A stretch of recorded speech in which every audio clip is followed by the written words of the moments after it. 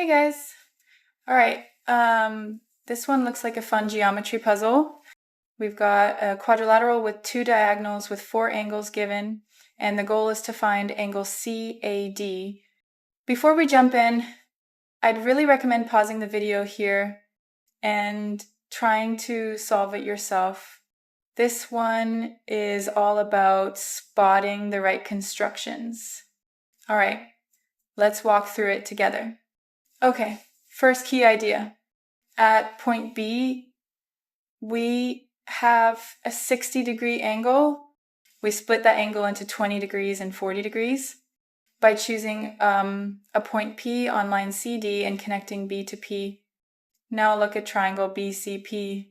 The angles in this triangle are 20 degrees, 80 degrees, and 80 degrees. Anytime you see two equal angles like that, what's coming? This triangle is isosceles. So that tells us something important. BC is equal to BP. Next, look at triangle BPD. The angles here are 40 degrees, 100 degrees, and 40 degrees. Again, two equal angles. So this triangle is also isosceles. That gives us another equality. BP is equal to PD.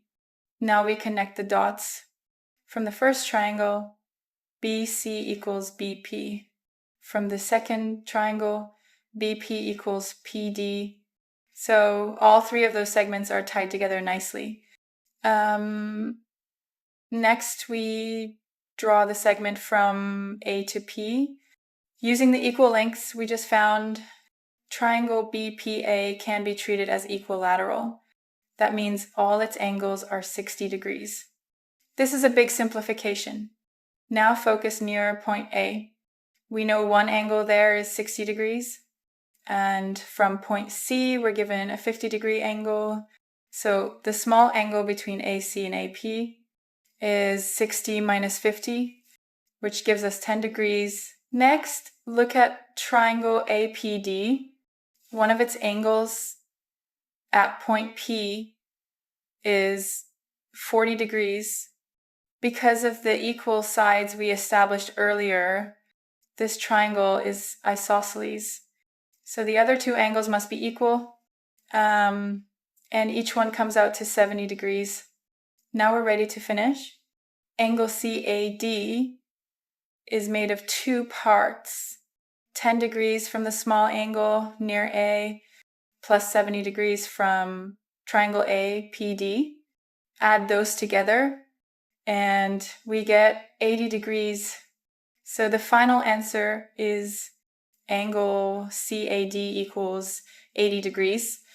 Really clean geometry once you see the structure, right? If you enjoyed this one, make sure to like the video, drop a comment if you solved it a different way, and subscribe for more fun geometry problems like this.